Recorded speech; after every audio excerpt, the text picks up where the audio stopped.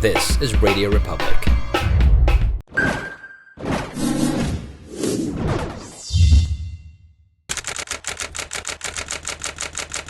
How does that happen? I mean, you know, since you're a child, you have all these dreams of, you know, everything's related to music, and then you actually did, you know, sway away from it in order to pursue fashion. First, why did you do that? Do the fashion thing? Yeah. I guess my environment also had something to do with it because I'm like a fourth generation fashionista. My great grandmother was a seamstress. She made clothes for these rich Spanish ladies during the war. My grandmother naman, in the 60s and 70s, she had a boutique in Cebu. She was really a designer. My mother, although she's a lawyer, she was always just very obsessed with wearing beautiful clothes. So I grew up, you would have a seamstress in the house, and then I was the kid who designed clothes for her Barbies, because I'm like, I don't like this. This thing we bought in White Gold department store. It's too plain. I want my Barbie to wear something with polka dots and a poodle or whatever. It was just always around. Nice clothes, nice fabrics. Oh my gosh, we had a mananahi called Nang Lourdes, who was just in our house every day. And I think, to be very candid about it, I got into fashion because I was vain. Okay. Also evolved into a self-expression for me. Yeah. I studied in private school, like high school, grade school, and then when I went to study in UP, Cebu, there was no uniform. I can wear whatever I want. Seriously? I was so excited. I'm kind of like obsessive. It's like I don't like repeating clothes. It's really weird. If I wear something again, I want it to look different. Yeah. So I would design these multi-purpose outfits, and I would wear these clogs. Even people that I went to school with, they vividly remember my outfits. It was also born out of necessity because I didn't really have a big allowance and I didn't have money to shop so much. Yeah. So I had to be resourceful. I would rework like my grandma's old clothes. The retazos I would turn into bags. I actually did not want to sell clothes to people. I just wanted to be unique. When I was in college, my mother had babies. So when the kids would have school events, and they always have like a requirement, United Nations Day or Vegetable Day, or I don't even know what you call those things. There's always a requirement for costumes, and I would make the costumes for the babies. Okay.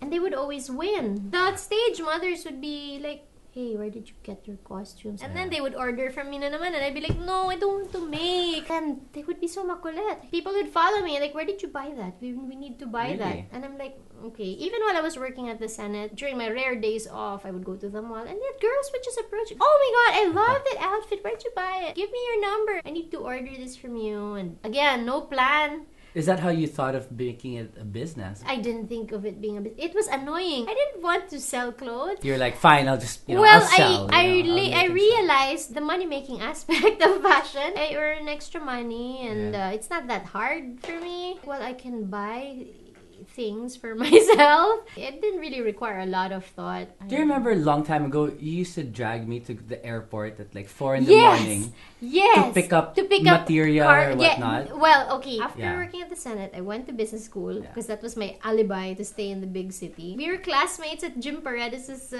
Creative Universe. Look at us. Yeah. Hi, Sir Jim. We're here and we're pursuing what we told you we want to do. Yeah, we're actually, that's so amazing. We are doing Law that, of Attraction, see. I should see. read those, like the secret books. I started selling clothes in the bazaars. Okay. I only knew of like 1 or 2 seamstresses here in Manila. So what was easier for me was that I'd buy fabric in Divisoria, and then I would just send it all to Cebu, and like I'd have like a kind of like a little design plan. Like, okay, like 6 of this design, make this, and it was easy because like the same seamstresses that I had, they still kind of worked in our house. So they would manufacture like little collections and then basically send them back to me, and then I go to the bazaar and sell them.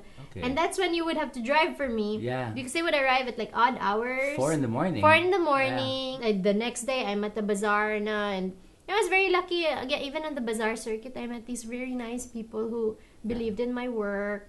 Tita Virgie Ramos of Giftgate was one of them. Okay. So she had some like really nice bazaar in Glorieta called the Young Entrepreneurs Society Bazaar. And I pretty much, again, got another big break there because people discovered my designs Yeah. through the bazaar. I think it was 2002, and I just started meeting all these people from the fashion industry, and like I got a big break actually because I was my friend's date to a preview magazine party. Yeah, And then the the preview preview ball. Yeah, Yeah. this everybody.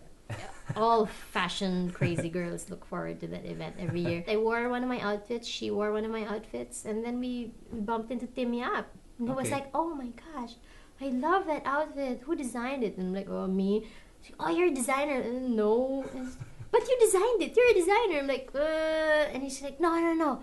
You're a designer." That was the first time anyone called me a designer. Because Okay. I didn't even think I could be a designer. I didn't go to school for it. And then he was like, "Come, meet Tessa Prieto." I'm like, "Huh? Wow, okay." And then Tessa's like, "I love your outfit. Get my number. You call me, okay? I want to see your samples." And then just within that week, I was at Tessa's house. She became my first big client. I didn't even know how to price my merchandise. Yeah. And the next thing I know, it became my career. It was very strange. I guess I'm really just more of a creative person. Yeah. I mean, if I had a choice, I would just create and then have other people run the show for me. That would be ideal. You see, like, these are things that I've always done, like music, fashion, writing. I've always been very artistic. Right. It's just that I was never a planner. And again, please, my weird life. It should be like an entire, like, that's a year-long series. How Kate became a musician.